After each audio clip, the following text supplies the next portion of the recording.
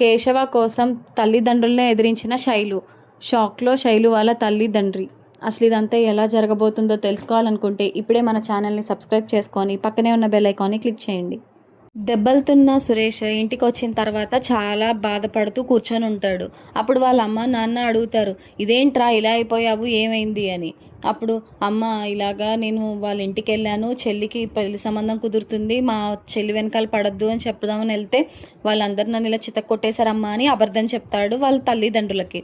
అప్పుడు అదేంటి అలా ఎలా అంటారు, అసలు వాళ్ళకి బుద్ధి జ్ఞానం ఏమైనా ఉందా, నేను వాళ్ళ పని చెప్తాను, పదరా నువ్వు పద అని చెప్పేసి సురేష్ని వాళ్ళ అమ్మ నాన్న కేశవ వాళ్ళ ఇంటికి తీసుకొస్తారు. చక్రి వాళ్ళ ఇంటికి తీసుకొస్తారు వాళ్ళ తల్లిదండ్రి. అప్పుడు బయట నుంచి అరుస్తూ ఉంటారు, రండ్రా బయటికి రండ్రా, చూడండి ఇంకో వీళ్ళ 5 మా వాడి మీద పడిపోయి చితక్ కొట్టారంట, అయినా మంచి చెప్తే ఎవరైనా చెడు చేస్తారా అని చెప్పేసి అంటుంది శైలు వాళ్ళమ్మ. అప్పుడు నారాయణ అలాగే తన 4 కొడుకులు బయటికి వస్తారు. అప్పుడు అడుగుతారు, ఏంటయ్యా ఏంటి ఇదేం పని అని అడుగుతాడు పెద్ద మనిషి. మేమేం చేసామండి, 4 తన్ని తగిలించామని చెప్పేసి అంటాడు నారాయణ. నువ్వు తన్ని తగిలించావు సరే, ఇంటికి వచ్చిన అతన్ని మర్యాద చేయడం మానేసి ఇలా ఎవరైనా కొడతారా, అయినా వాళ్ళ చెల్లి వెనకాల పడద్దు, మీ వాడు ఏడిపిస్తున్నాడనే కదా అతను అలా మాట్లాడింది, అలాంటిది మీరెందుకని అలా కొట్టి అలా పంపిస్తారా పిల్లవాడిని, చూడండి ఎలా దెబ్బలు తగిలిన్నాడు, ఏమైనా ప్రాణం మీదకి వస్తే ఎవరిది బాధ్యత అని చెప్పేసి అడుగుతాడు ఆ పెద్ద మనిషి. అప్పుడు కేశవ, మేమేమీ చేయలేదు, వాడే కావాలని చెప్పేసి వాగాడు, వాడు చేసిన పనికి బుర్ర నేలకేసి కొట్టి చంపేయాలి వీడిని అని చెప్పేసి అంటాడు కేశవ. అప్పుడు పెద్ద మనిషి, ఆపు చాలించావులే, మీ గురించి ఎవరికి తెలీదు, ఊరూరా మీకు ఎంత మంచి పేరుందో తెలుసు కదా, ఎంత గొప్పగా ఉన్నారో మీ అందరూ, మరీ ఇలా రౌడీల్లా బిహేవ్ చేస్తారా, చిచ్చి ఏ మనుషులరా మీరు అని చెప్పేసి అంటాడు ఆ పెద్ద మనిషి. అప్పుడు పెద్ది, సార్ మీరు మా గురించి అలా మాట్లాడకండి, అక్కడ జరిగింది ఏంటో మీకు తెలుసుకోవాలని ఉందా, అసలు ఏం జరిగిందంటే అని అనగానే అప్పుడు సురేష్, చెప్పాను కదండి నేను మా చెల్లి కోసం మాట్లాడడానికి అని చెప్పేసి వెళ్ళాను, వీళ్ళు నన్ను లేనిపోని మాటలని విపరీతంగా చితక్కొట్టారు, మా చెల్లి వెనకాల పడి ఏడిపిస్తున్నాడు ఇతను, అందుకనే ఒక వార్నింగ్ ఇవ్వడానికి అని చెప్పేసి వచ్చాను, అదేమైనా తప్ప, అది మా ఫ్యామిలీ విషయం కదండి, మా చెల్లి బాధ్యత మాదే కదా, అందుకనే వీడికి వార్నింగ్ ఇవ్వడానికని వచ్చాను, కానీ వీళ్ళు రివర్స్లో నన్నే కొట్టారు అని చెప్పేసి అంటాడు సురేష్.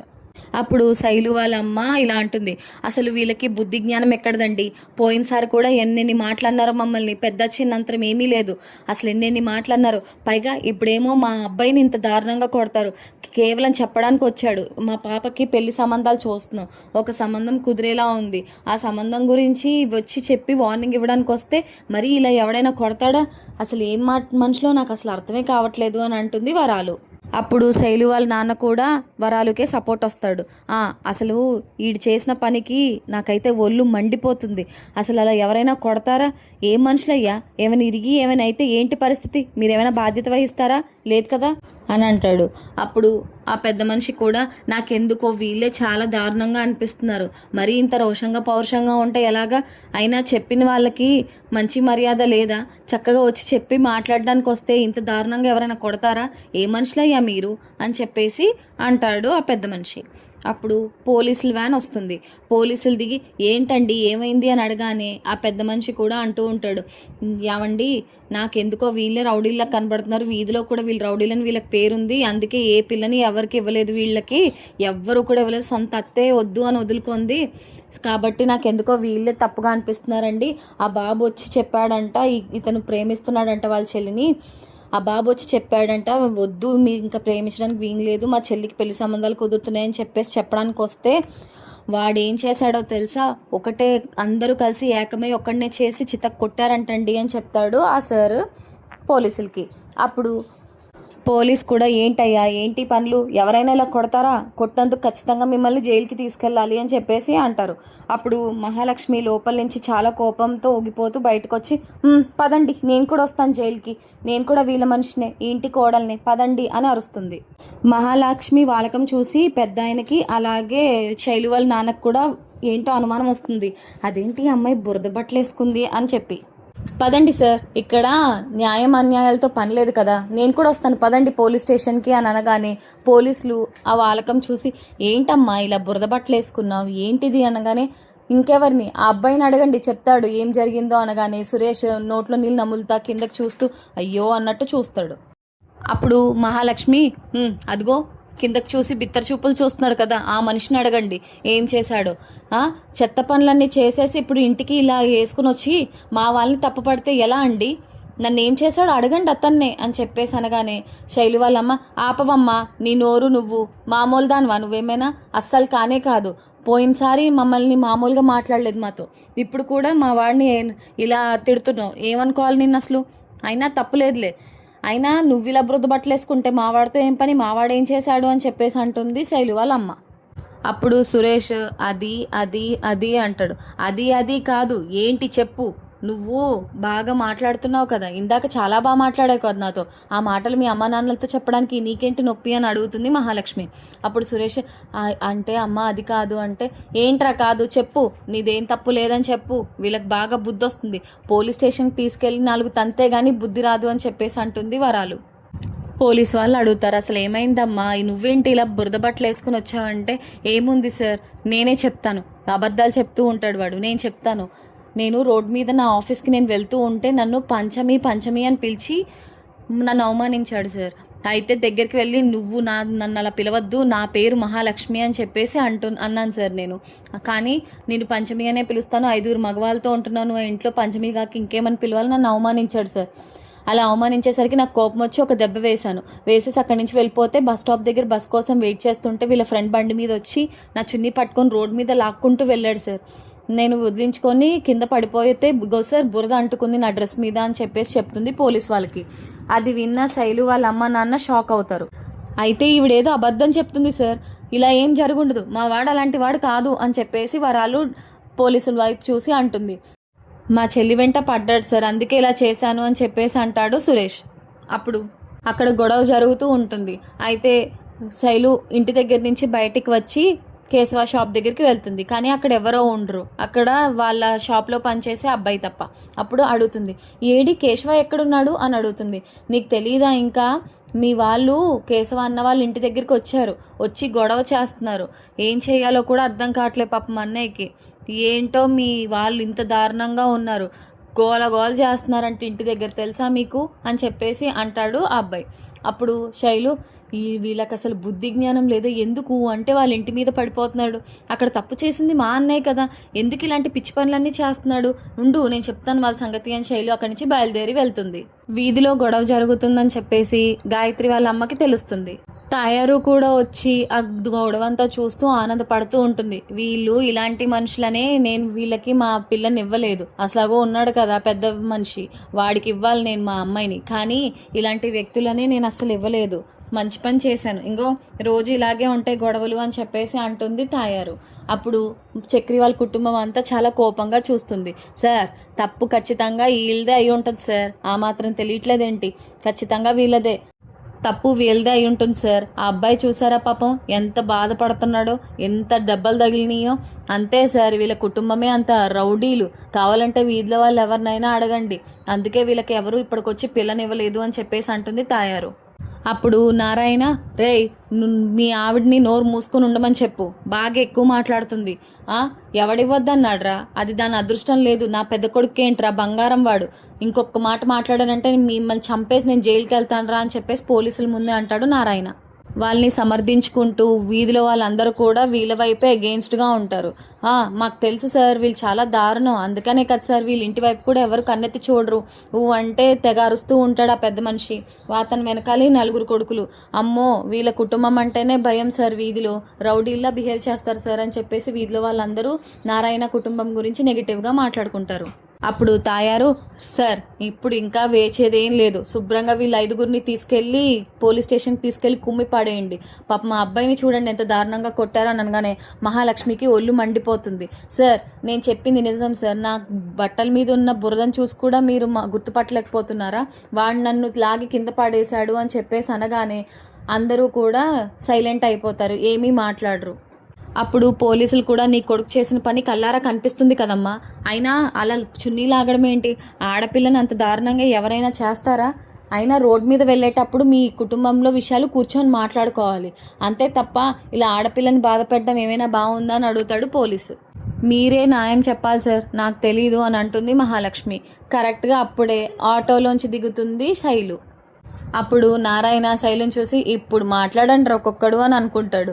శైలు వచ్చి వాళ్ళ అమ్మని ఇక్కడ మీరు ఏం చేస్తున్నారు అమ్మ, అసలు ఇక్కడికి ఎందుకు వచ్చారు మీరు, అది కూడా ఈ యదవని వేసుకొని అని చెప్పేసి అంటుంది శైలు. అప్పుడు నువ్వు ఇక్కడ ఏం చేస్తున్నావు, ఎవడు రమ్మన్నాడు నేను ఇక్కడికి అని అడుగుతుంది శైలు వాళ్ళమ్మ శైలుని. రాక ఏం చేయమంటావు అని అడిగితే పోలీసు అడుగుతాడు, నువ్వెవరమ్మా అని అడుగుతాడు. సార్ నేను వీళ్ళ అమ్మాయిని సార్, నాకు కేశవ్ అంటే చాలా ఇష్టం, మేమిద్దరం ప్రేమించుకున్నాం, కానీ వీళ్ళు కావాలని ఇలాంటిదంతా చేస్తున్నారు సార్. నాకు వీళ్ళ కుటుంబం అంటే చాలా ఇష్టం, అలాగే గౌరవం, అలాగే వీళ్ళు చాలా మంచి వాళ్ళు సార్. ఇక్కడ ఉన్న వాళ్ళందరూ చెప్పేవేవి నమ్మకండి. వీడు ఆ అక్కని పట్టుకొని లాగాడంట సార్. లాగేసరికి పాప మా అమ్మాయి బురదలో పడిపోయింది, అది వాడి తప్పు. అలాంటప్పుడు వీళ్ళని ఎలా మీరు అందరూ మా కలిసి ఎగతాళి చేసి మాట్లాడతారు, వీళ్ళందరూ రౌడీలను ఎలా తీర్మానిస్తారు అని చెప్పేసి అంటుంది శైలు పోలీస్ వాళ్ళతో. వాళ్ళంతా చాలా మంచి వాళ్ళు కాబట్టే సార్ నేను ఇక్కడ దాకా వచ్చి మాట్లాడుతున్నాను. మీరు మాత్రం అస్సలు వీళ్ళ మాటలు పట్టించుకోకండి. నేను చెప్తున్నాను, వాళ్ళ చెల్లిగా వాళ్ళ కూతురుగా నేను చెప్తున్నాను, వీడు పిచ్చి పని చేశాడు, అందుకు వీడు తగిన శాస్తి చెప్పాలి, కానీ పాపం వీళ్ళని ఏం అనకండి సార్, వీళ్ళు కావాలని ఏమి చేయలేదు, వాళ్ళ వదినకి ఇలా జరిగిందని చెప్పేసి వాళ్ళు ఒక దెబ్బ వేశారు అంతే, వీడు కావాలని చేసి ఇలాంటి నాటకాలు ఆడుతున్నాడు సార్ అని చెప్పేసి సురేష్ని తిడుతుంది శైలు. అప్పుడు నారాయణ కుటుంబం అంతా శైలు వైపు చూసి చాలా ఆనందంగా ఫీల్ అవుతారు. నాకు మంచి కోడలు దొరికిందని నారాయణ సంబరపడిపోతారు. అప్పుడు నారాయణ వాళ్ళ అన్నయ్యని చౌడు మొహమోడా వినరా, ఏం చెప్పిందో వింటున్నావా అని చెప్పేసి అంటాడు. అప్పుడు తాయారు కూడా నోరు మూసుకుని అలా సైలెంట్గా ఉండిపోతుంది ఆ మాటలకి. మరి మీ వాళ్ళే కదమ్మా వచ్చి పోలీస్ కంప్లైంట్ ఇచ్చారు, వీళ్ళ కుటుంబం అంతా వెళ్ళి మీ అన్నయ్యని కొట్టారు తిట్టారు అని చెప్పేసి, మరి దానికేంటి అని చెప్పేసి అంటాడు పోలీసు శైలుతో. శైలు వాళ్ళ అమ్మ వైపు చాలా కోపంగా చూసి, సార్ ఆ కేసు నేను వాపస్ తీసుకుంటున్నాను, వీళ్ళు తప్పేమీ లేదు, వీళ్ళు కావాలని ఇలా చేస్తున్నారు, నేను తను ప్రేమించుకుంటున్నామని, ఇదంతా మా కుటుంబానికి సంబంధించింది, కాబట్టి మీరు అసలు ఎవరిని ఇన్వాల్వ్ అవ్వాల్సిన అవసరం ఏమీ లేదు సార్. సారీ సార్, మిమ్మల్ని ఇలాగా ఇన్కన్వీనియన్స్ చేసినందుకు సారీ సార్, నేనైతే ఆ కేసు అంతా వాపస్ తీసుకుంటున్నాను, వీళ్ళంతే సార్, వీళ్ళు అనేది చేస్తారు అని చెప్పేసి కేశవ ఫ్యామిలీ వైపే మంచిగా మాట్లాడుతుంది శైలు. అప్పుడు వాళ్ళందరూ చాలా గర్వపడతారు, మంచి అమ్మాయిరా ఈ అమ్మాయి, నిజంగానే బురదలో ఒక కలువ పువ్వురా ఈ అమ్మాయి అని చెప్పేసి అనుకుంటూ ఉంటారు చక్రి అలాగే కేశవ. వీళ్ళ కుటుంబం అంతా చాలా మంచిది సార్, నేను చెప్తున్నాను కదా, వాళ్ళ తప్పు ఏమీ లేదు, కేశవ తప్పు కానీ వాళ్ళ కుటుంబం తప్పు ఏమీ లేదు, వాళ్ళు చాలా చాలా మంచి వ్యక్తులు సార్ అని అనగానే కేశవ ముఖం వెలిగిపోతుంది. చూసావా నా పోరిరా అన్నట్టు చూస్తాడు చక్రి వైపు. అప్పుడు తాయారు, సార్ ఈ అమ్మాయి చెప్పిన మాటలేమి నమ్మకండి సార్, ఈ అమ్మాయి చిన్నమ్మాయి, ఏం తెలుసు దీనికి, వీళ్ళ గురించి మాకు తెలియదేంటి, అందుకనే కదా సార్ అనగానే మహాలక్ష్మి, మీరు ఇంకా ఆపుతారా, అంటే మా అమ్మాయి అని పట్టుకొని తిరుగుతున్నారు, మీకు తెలుసా ఇంట్లో కాపురం చేసేది నేను మనిషిని, ఇక్కడ మనిషిని నేను, మీరు ఇలాంటి పిచ్చి మాటలు మాట్లాడతారేంటి, ఆపుతారా కొంచెం, గొడవ అనగానే ఎగేసుకుంటూ వచ్చేసారు ఇద్దరు, మీ ఇద్దరు ముందు మీ ఇంటికి వెళ్ళండి, మీ కాపురాలు అలాగే మీ కుటుంబం గురించి మీరు చూసుకోండి, మా కుటుంబం గురించి మేము చూసుకుంటామని గట్టిగా వార్నింగ్ ఇస్తుంది మహాలక్ష్మి తాయారుకి. అప్పుడు పోలీస్తో మహాలక్ష్మి, సార్ వీళ్ళు ఏం చెప్తున్నారో అదంతా ఏమీ నమ్మకండి సార్, వీళ్ళు మామూలు వ్యక్తులు కాదు, వీళ్ళ గురించి నాకు బాగా తెలుసు, ఎప్పుడు వీళ్ళ ఫ్యామిలీ మీద ఏడుస్తూనే ఉంటారు, మీకు సాక్ష్యం కావాలి, ఇదిగోండి సార్, నేను కింద పడ్డాను, ఈ బురద అయింది, అలాగే ఈ చున్నీ అతని దగ్గర నుంచి మా వాళ్ళు అలాగే నా భర్త తీసుకొచ్చి నా చేతికి ఇచ్చారు సార్, ఇది సార్ జరిగింది, నేనైతే ఏమి కేసేం పెట్టట్లేదు, తన తప్పు తనే తెలుసుకుంటాడని, ఇది అసలు కేసే కాదు, అలాగే మీ టైంని వృధా చేసినందుకు నన్ను క్షమించండి సార్ అని అంటుంది మహాలక్ష్మి పోలీస్తో. అప్పుడు శైలు, నేను చెప్తున్నాను కదా సార్, ఇక్కడ ఎవరిది తప్పు లేదు, వీడిదే తప్పు, మా అన్నయ్యదే తప్పు అని అనగానే కేశవ నవ్వుతాడు. మీరు ఎవరినైనా పోలీస్ స్టేషన్కి తీసుకెళ్లాలంటే మా అమ్మని మా అన్నయ్యని తీసుకెళ్ళండి, అంతే తప్ప వీళ్ళు ఎక్కడ ఎవ్వరు తప్పు చేయలేదు సార్, చెప్తున్నాను కదా, వీళ్ళ కళ్ళారా నేను చూశాను సార్ అని అంటుంది శైలు. ఇంకా చెప్పాలంటే పాపం ఈ అమ్మాయి చేసిన తప్పేమీ లేదు సార్, తను ఇంకా పోలీస్ కంప్లైంట్ ఇవ్వచ్చు, కానీ తను ఏమీ మాట్లాడకుండా వాళ్ళని తీసుకొని ఇంటికి వచ్చేసింది, ఈవిడే కనుక పోలీస్ కంప్లైంట్ ఇస్తే ఎప్పటికి వీడు జైల్లోకి చిప్పకూడు తినేవాడు అని అంటుంది శైలు. ఎవరు సార్ అయినా రోడ్ మీద అలాంటి పిచ్చి పనులు చేసేది, ఇలాంటి వాడు తిన్నంగా ఉంటే బాగుండు, ఇలాంటి వాళ్ళ బట్టే ఆడవాళ్ళు రోడ్ మీద తిరగలేకపోతున్నారు, ముందు వీడిని మా అమ్మని ఇద్దరిని జైల్లో పడేస్తే అప్పుడు బాగుంటుంది, ఇద్దరికి సరిగా అయిన గుణపాఠం అని చెప్పేసి గట్టిగా అంటుంది శైలు. అప్పుడు పోలీసు, ఏంటమ్మా ఇది, మీ అమ్మాయి మీ వైపు కాకుండా అవతల వాళ్ళ వైపు మాట్లాడుతుంది, మీదే తప్పు అంటుంది, ఇప్పుడు నేను ఏం చేయాలో నాకు చెప్పండి అని అడుగుతాడు పోలీస్. అప్పుడు వరాలు అంటూ ఉంటుంది, లేదు సార్, ఇది దీనికేదో పిచ్చి పట్టాలా మాట్లాడుతుంది, తప్పంతా వాళ్ళదే సార్ అని చెప్పేసి అంటుంది వరాలు శైలు చేయి పట్టుకుని, నేను చెప్పు అని అంటుంది. అప్పుడు నన్ను వదిలమ్మా, నేనైతే ఎవరికి భయపడేది లేదు సార్. నేను ఉన్నదే చెప్తాను. ఎక్కడ చెప్పమన్నా చెప్తాను. వీళ్ళదైతే ఏ తప్పు లేదు. తప్పంతా మా అన్నయ్యదే. వాడే పిచ్చి పని చేశాడు అని చెప్పేసి గట్టిగా చెప్తుంది శైలు. నేను చెప్పేదే నిజం సార్. నేను కేశవన్ ప్రేమిస్తున్నాను. అది వీళ్ళెవరికీ నచ్చలేదు. అది నచ్చకే ఇలాంటి కుట్రకు పన్నారు. మీరు మాత్రం వీళ్ళ మాటలేమీ నమ్మకండి, అలాగే పట్టించుకోకండి. నేను ఉన్నదే చెప్తున్నాను అని చెప్పేసి అంటుంది శైలు పోలీస్తో. వీళ్ళు నన్ను లవ్ చేయొద్దు, నువ్వేమీ చేయొద్దు, అసలు కుదరదు అని అంటే నేను కుదరదు, నేను వాడినే ప్రేమిస్తాను, వాడినే పెళ్లి చేసుకుంటానని గట్టిగా తెగేసి చెప్పేశాను సార్. అందుకే వీడికి అది అంతా నచ్చక వీడికి ఇలాంటి పనికి ఒడిగట్టాడు సార్ అని చెప్పేసి అంటుంది శైలు. నేను చెప్తున్నాను కదా సార్, వీడే తప్పుగా మాట్లాడాడు అమ్మాయితో, కాబట్టి వీడికే శిక్ష పడాలి, వీళ్ళెవ్వరికి కాదు అని చెప్పేసి చెప్తుంది శైలు. అప్పుడు అందరూ శైలు వైపు గర్వంగా చూస్తారు. నారాయణ కూడా చాలా ఆనందపడతాడు లోపల. అప్పుడు తాయారు, ఎవడండి ఇది ఇలా మాట్లాడుతుంది, వాళ్ళ అమ్మ నాన్నలకి ఎదురు చెప్తుంది, అనవసరంగా వచ్చామంటారా మనం అని అడుగుతుంది తాయారు. మనం ఇక్కడి నుంచి ఇప్పుడే వెళ్ళిపోకపోతే మనకుంటుంది ముందు, సైలెంట్గా మనం ఇక్కడి నుంచి వెళ్ళిపోతే బాగుంటుంది, నువ్వే రా అని చెప్పేసి వీళ్ళకి ఏదో అయిపోతుంది, జైలుకి పోతారని ఆనందపడ్డావు అని చెప్పేసి తీసుకొచ్చావు, నువ్వే చేసేవి ఇదంతా చిచ్చి అని చెప్పేసి అంటాడు తాయారు వాళ్ళ ఆయన. అప్పుడు ఇద్దరు అక్కడి నుంచి సైలెంట్గా ఎస్కేప్ అవుతారు. అప్పుడు వరాలు, ఒసే ఏం మాట్లాడుతున్నావే, మన పరువు పోతుంది అంటే, నువ్వు ఉండమ్మా, ఉన్నదే చెప్పాలి, అబద్ధం ఎందుకు చెప్తున్నావు, అసలు పోలీసు వాళ్ళ దగ్గర దాకా వెళ్ళమని ఎవరు చెప్పాడు నీకు, అవసరమా, వాళ్ళ టైం వేస్ట్. అలాగే ఇక్కడ తప్పెవరిదో నీకు తెలుసు, నాకు తెలుసు, ఇలాంటి పిచ్చి పనులు చేయడం ఏంటి, అసలు బుద్ధుందా, అదే నాకైతే మీరు ఎవరైనా ఊరుకుంటారా అని చెప్పేసి అడుగుతుంది శైలు వాళ్ళ అమ్మని. అయితే శైలు వాళ్ళ అమ్మ ఇద్దరు గొడవ పడుతూ ఉంటారు. అయితే ఇటువైపు తాయారు ఇంటికి వచ్చేస్తుంది. అప్పుడు గాయత్రి అడుగుతుంది, ఏంటమ్మా ఏమైంది అని చెప్పి. అదే ఉన్నారు కదా మీ మావయ్య వాళ్ళందరూ జైలుకి పోతారని చెప్పేసి చాలా ఆనందంగా ఉంది నాకు అని చెప్పేసి అంటుంది గాయత్రితో తాయారు. అప్పుడు గాయత్రి, ఏంటమ్మా ఏం మాట్లాడుతున్నావు, ఇలాంటి పిచ్చి పనులు ఏంటి అంటే, వాడున్నాడు కదా, వెళ్ళి ఒక అమ్మాయి వాళ్ళ అన్నయ్యని చితక్కొట్టి వచ్చేసారు, అందుకే పోలీసులు తీసుకెళ్ళడానికి రెడీగా ఉన్నారు అని చెప్పేసి అంటుంది తాయారు. అప్పుడు గాయత్రి, చిచ్చి అలా ఎలా చేస్తారు, వాళ్ళు ఏం చేయరు అని చెప్పేసి అక్కడి నుంచి బయలుదేరుతుంది గాయత్రి. నువ్వు ఆగు, నువ్వెక్కడికి వెళ్ళిపోతావు, నీకు పెళ్ళి అయింది కదా, నీ పని నువ్వు చూసుకో, నీ కాపురం నువ్వు చేసుకో, వాడి గురించి నీకేంటి, వాళ్ళ కుటుంబం గురించి నీకేంటి అని అడుగుతుంది తాయారు గాయత్రిని. అప్పుడు గాయత్రి, ఏంటమ్మా అదంతా తప్పు, ఖచ్చితంగా ఏదో జరిగే ఉంటుంది, అది తెలుసుకోకుండా వీళ్ళని ఎలా పోలీసులు తీసుకెళ్ళిపోతారు, పిచ్చి ఏమైనా పట్టింది ఏంటి నీకు, ఎంత సంతోషమో వాళ్ళు ఏమైనా అయిపోతాయని చెప్పేసి అంటుంది గాయత్రి. వెళ్ళొద్దని చెప్పాను కదా వెళ్ళకు అంటే, అప్పుడు గాయత్రి, నన్ను చెయ్యి వదిలమ్మా అని చెప్పేసి చెయ్యి విదిలించుకొని అక్కడి నుంచి బయలుదేరిపోతుంది పెద్ద వాళ్ళ ఇంటికి. శైలు వాళ్ళ నాన్న, సార్ ఇదంతా జరిగింది కదా సార్, అయినా అలా ఎలా కొడతారు సార్, చూడండి సార్ ఎలా అయిపోయాడు, ఏమైనా విరిగిపోయి ఏమైనా అయితే ఏంటి సార్ పరిస్థితి అని సంజాయిషి చెప్పుకుంటూ ఉంటాడు పోలీస్కి. అప్పుడు గాయత్రి అక్కడికి వస్తుంది.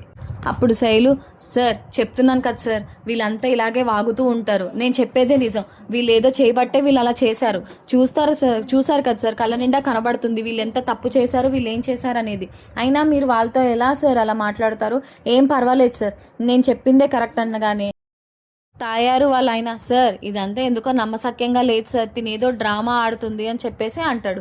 కరెక్ట్గా అప్పుడే గాయత్రి వచ్చి అక్కడ నించుంటుంది. వెనకాల తాయారు వచ్చి, ఆగమని చెప్తున్నాను కదా, ఆగకుండా వచ్చేసావేంటి అని చెప్పేసి అంటుంది. సార్ నా పేరు గాయత్రి, ఈయన నాకు మావయ్య అవుతారు సార్, ఆయన నారాయణ మావయ్య, నాకు చాలా ఇష్టం, అలాగే కుటుంబం చాలా చాలా మంచి కుటుంబం సార్, మీకు ఎవరో కరెక్ట్ ఇన్ఫర్మేషన్ ఇవ్వలేదు సార్, ఏదో రాంగ్ ఇన్ఫర్మేషనే ఇచ్చారు, ఈ అమ్మాయి ఏం చెప్తుందో అదంతా కరెక్టే సార్, ఏదో జరుగుతుంది, వీళ్ళు కావాలని అంటే పిచ్చి పనులు చేస్తున్నారు సార్ అని చెప్పేసి అంటుంది గాయత్రి.